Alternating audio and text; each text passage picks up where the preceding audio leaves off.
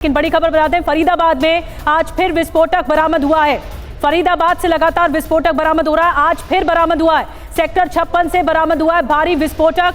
आज फिर किराए के मकान में विस्फोटक मिला है और वल्लभगढ़ में रहता है मकान मालिक। एक रिपोर्ट दिखाते हैं हमारे सहयोगी पुनीत शर्मा की। फरीदाबाद में भी सर्च ऑपरेशन चलाया जा रहा है और आज फरीदाबाद के सेक्टर 56 के प्रताप नगर 2 इलाके के इस मकान में जो पुलिसकर्मी पहुंचे और यहां से उनको बड़ी मात्रा में बारूद मिला है। पुलिस ने यहां से 2 लोगों को हिरासत में भी लिया। हालांकि फरीदाबाद के पुलिस कमिश्नर का कहना है कि ये जो बारूद है वो शादी ब्याह में पटाखे में इस्तेमाल होने वाला बारूद है, लेकिन फिलहाल इस कई बोरे में जो बारूद है उसको भर करके पुलिस यहां से ले गई है। 2 लोगों को पुलिस ने हिरासत में लिया है। दरअसल ये जो मकान है वो मुकेश शर्मा नाम के शख्स का है जो कि वल्लभगढ़ में रहते हैं और उनके कई सेक्टरों में अलग अलग जगहों पर मकान है जो किराए पर दिए हुए थे।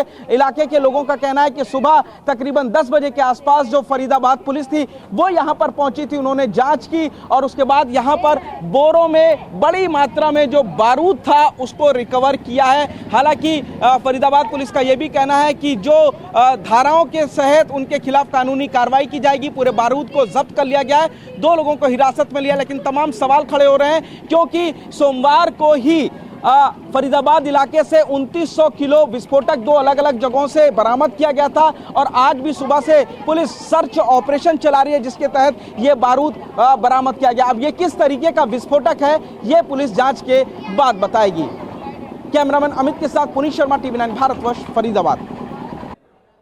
तो पुनीत शर्मा की रिपोर्ट आपने उस जगह से देखी जहां पर फरीदाबाद में एक बार फिर विस्फोटक बरामद हुआ है। एक और बड़ी खबर है, धमाके वाली कार का पुराना वीडियो सामने आया है जिस कार में धमाका हुआ। अक्टूबर में पोल्यूशन चेक कराने के वक्त का ये वीडियो सामने आया है। 29 अक्टूबर को खरीदी गई थी i20 कार और प्रदूषण के चेक कराने के वक्त 3 लोग इसमें मौजूद थे। ये जब प्रदूषण का जो सर्टिफिकेट है वो लेने आई थी ये कार और उस वक्त की ये तस्वीरें कैद हो गई कैमरे में, CCTV में कैद हो गई i20 कार की तस्वीरें। और अब आपको बताते हैं, इस बीच धमाके वाली कार का जो 11 घंटे का रूट मैप भी है वो भी सामने आ चुका है। डिटेल में बताते हुआ क्या। 7:30 बजे फरीदाबाद के एशियन अस्पताल में पहुंची। 8:13 पर बदरपुर टोल से पास हुई ये कार। फिर 8:20 पर ओखला के पेट्रोल पंप पर दिखी। 3:19 पर दोपहर में लाल किले की पार्किंग में कार की एंट्री होती है। फिर 6:22 पर लाल किले की पार्किंग से एग्जिट होती है, कार निकलती है और 6:55 पर लाल किले के पास धमाका हो जाता है, कार में ब्लास्ट हो जाता है। जिस रेड लाइट पर ब्लास्ट हुआ है वो फिर तस्वीरें सामने आ जाती हैं। ये पूरा टाइमलाइन है, हमने आपको बताया ये कार कहां गई और किस किस रूट में आगे बढ़ी। अब दिल्ली ब्लास्ट को लेकर लगातार कई खुलासे हो रहे हैं, लेकिन हम आपको समय बता रहे हैं एक के बाद। सुबह 7:30 बजे से फरीदाबाद के एशियन अस्पताल में पहुंची थी ये कार। फिर 8:13 पर बदरपुर टोल से पास हुई थी ये कार। इसकी पूरी डिटेल आ गई है। फिर सुबह के वक्त 8:20 पर ओखला के पेट्रोल पंप पर ये कार देखी गई और फिर उसके बाद 3:19 पर दोपहर का ये समय बहुत इंपॉर्टेंट है, लाल किले की पार्किंग में कार की एंट्री होती है और 3 से ज़्यादा घंटे तक ये कार पार्किंग में ही मौजूद रही। अब दिल्ली ब्लास्ट पर आपको बताते हैं 10 बड़े अपडेट अब तक क्या सामने आ चुके हैं। पहला बड़ा अपडेट, अल फलाह यूनिवर्सिटी में दिल्ली पुलिस पहुंच चुकी है। जांच पड़ताल की जा रही है, वहां के लैब को भी खंगाला जा रहा है। दूसरी बड़ी बात, लखनऊ में डॉक्टर परवेज के घर पर भी रेड की जा रही है। तीसरी बड़ी बात, टेलीग्राम ग्रुप जो एप्लीकेशन है, टेलीग्राम ऐप से डॉक्टर अदील उमर जुड़े हुए थे, ये जानकारी निकल कर आई है। इस ग्रुप का नाम रेडिकलाइज डॉक्टर ग्रुप रखा गया था, ये आतंकियों का ही ग्रुप था। डॉक्टर उमर i20 कार में अकेला ही था। ये छठी बड़ी बात, अमोनियम नाइट्रेट और डेटोनेटर का इस धमाके में इस्तेमाल हुआ है। 1000 CCTV फुटेज की जांच की जा रही है। जो आसपास CCTV लगे हुए थे 1000 फुटेज की जांच हो रही है। 500 से ज्यादा अफसर जवान इसमें शामिल हैं और अमित शाह के घर पर बड़ी बैठक आज सुबह भी हुई, कुछ देर में अभी फिर होने वाली है और कल शाम 5 बजे CCS की भी बैठक होने वाली है। कैबिनेट कमेटी ऑन सिक्योरिटी की बैठक होने वाली है। तो ये लगातार सामने आई है डिटेल्स। हमारे साथ संजीव देसवाल सर भी मौजूद हैं डिटेक्टिव के तौर पर। संजीव सर, ये जो कंट्रोल्ड आईडी ब्लास्ट होता है, थोड़ा डिटेल में समझाइए, ये होता क्या है? क्या होता है कंट्रोल्ड आईडी ब्लास्ट और कैसे इसे सप्रेस करने की कोशिश थी कि एक टारगेट पर ही हमला किया जा सके? पार्किंग में, जो पार्किंग से निकलकर जब गाड़ी आगे बढ़ती है यानी रेड लाइट पर आती है और फिर ब्लास्ट हो जाता है। देखिए, इस पूरे एपिसोड में अगर इन्वेस्टिगेशन के नज़रिए से हम इस केस को समझें तो अमोनियम नाइट्रेट 360 किलोग्राम रिकवर होता है फरीदाबाद में एक दिन पहले, और उसके बाद जब हरियाणा पुलिस और J&K पुलिस का प्रेशर वहाँ पर डेवलप होता है तो उसके बाद अगले ही दिन एक बहुत बड़ा धमाका होता है लाल किले के पास। समझने वाली बात यह है कि गाड़ी के अंदर 3 लोग होते हैं, 3 लोग मारे जाते हैं। कोई भी मॉड्यूल अपने तीनों के तीनों एसेट किसी भी कीमत पे नहीं मरने देगा अगर वो एक मॉड्यूल से उस आईडी को ब्लास्ट कर सकता है। हमें ऐसा लगता है कि जब ये प्रेशर डेवलप हुआ 360 किलोग्राम RDX ये अमोनियम नाइट्रेट पकड़े जाने के बाद, तो उसके बाद कहीं ना कहीं ये अमोनियम नाइट्रेट जगह जगह ट्रांसफ़र किया जाने लगा। उस ट्रांसफ़र के चलते ही ये धमाका हुआ, ऐसा नहीं था कि वहाँ किसी ने धमाका किया। लेकिन इन्वेस्टिगेशन के नज़रिए से एक बात यह समझना बहुत ज़रूरी है कि वाइट कॉलर क्रिमिनल इसके अंदर यूज़ हो रहे हैं।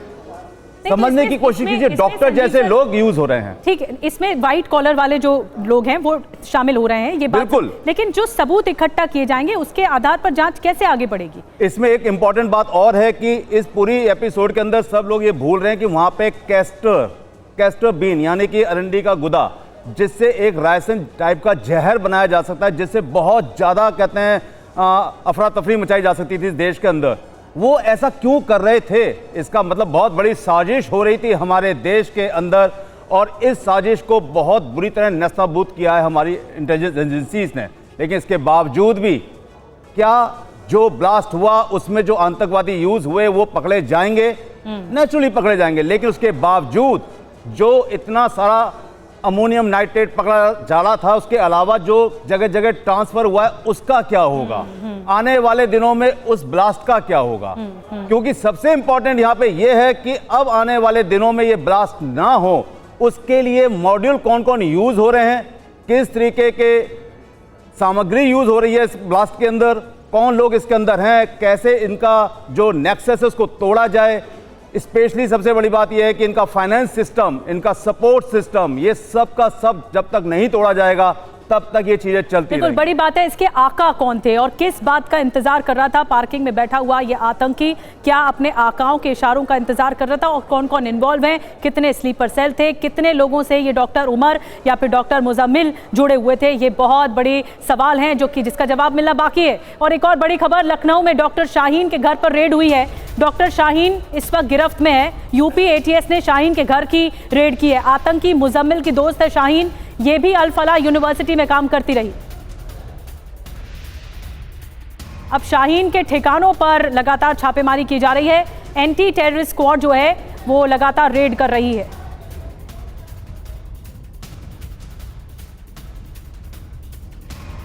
इस बारे में और ज्यादा जानकारी है, जो छापेमारी की कार्रवाई चल रही है, ताबड़तोड़ छापे किए जा रहे हैं, छापे मारे जा रहे हैं। अभिजीत, शाहीन के ठिकानों पर ATS की रेड हुई है और क्या जानकारी मिल रही है?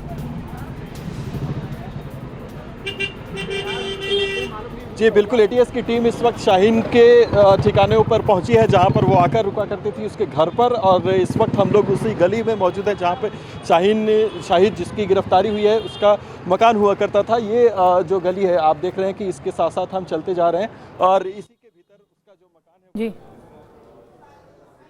और उसके बाद तमाम जानकारी यहाँ से भी लेने की कोशिश जो है वो लगातार की जा रही है। तो अभी जो जानकारी हमें सामने आ रही है कि लगातार जो यूपी ATS की और जो पुलिस टीम की रेड जो सुबह से लगातार पड़ रही थी उसमें परवेज़ अंसारी, उसके बाद फिर शाहीन सामने आप देखिए कि पुलिस अधिकारी की भी तैनाती आपको दिखाई देगी और इसी जगह पर वो मकान बताया जा रहा है। हम लगातार उसी तरफ बढ़ रहे हैं और ताबड़तोड़ एक्शन आज यूपी में चारों तरफ से देखने को मिल रहा है।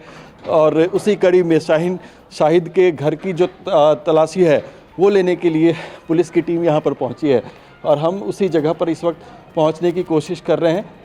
हालांकि चारों तरफ जो है इस वक्त इस गली में आपको सन्नाटा दिखाई देगा। सामने वो मकान शायद बताया जा रहा है कि वहाँ पर है ATS की टीम भीतर मौजूद है और उनके जो भी लोग वहाँ पर मौजूद हैं उनसे पूछताछ इस वक्त चल रही है। आगे हम बढ़ते जा रहे हैं इसमें, और चूँकि जो लोकेशन है उसको पुलिस टीम की तरफ से या फिर ATS की तरफ से रिवील नहीं किया गया है, लेकिन इसी के आसपास वो घर जो है बताया जा रहा है। जिस वक्त हम आगे बढ़ रहे हैं वहाँ पर। बिल्कुल हम देख सकते हैं डॉक्टर अभिजीत मुजम्मिल के संपर्क में लगातार जो है वो शाहीन बताई जा रही थी और उसके कनेक्शन की वजह से यहाँ तक जो है एटीएस की जांच जो है वो पहुँची है। लखनऊ कनेक्शन, लखनऊ में 2 लोग जो संपर्क में थे और ये आपस में जो डॉक्टर्स का ग्रुप था उसमें संपर्क में थे, उसमें शाहीन है और उसके अलावा परवेज़ अंसारी के घर पे पहुंची। उसके बाद अब शाहीन के घर पे पहुंचने की जो है वो जानकारी सामने आ रही है। बिल्कुल देखिए अभिजीत को हम देख रहे हैं, वो शाहीन के घर पर जाने की कोशिश कर रहे हैं। तंग गलियों में ये घर मौजूद है जहां पर अभिजीत जाने की कोशिश कर रहे हैं और वो वहां पर एटीएस की टीम एंटी टेररिस्ट स्क्वाड पहुंची है, छानबीन कर रही है। ये डॉक्टर शाहीन का ताल्लुक डॉक्टर मुजम्मिल से था, उसका दोस्त था। अल फलाह यूनिवर्सिटी में ये लोग पढ़ाते थे। टेलीग्राम ऐप के जरिए ये लोग जुड़े हुए थे, एक आतंकी संगठन जो कि रेडिकलाइज ग्रुप के नाम से जाना जा रहा था और इसी के माध्यम से ये लोग सब कनेक्टेड थे। और क्या शाहीन को ये पता था कि इतनी बड़ी तादाद में प्रोक्योरमेंट हुआ है अमोनियम नाइट्रेट का? इतना ज़्यादा विस्फोटक एक जगह पर कैसे आ गया? कहां से लाया गया? किसके जरिए लाया गया? कौन लोग इसमें इन्वॉल्व थे? ये सब तफ्तीश का विषय है और लगातार जांच पड़ताल चल रही है।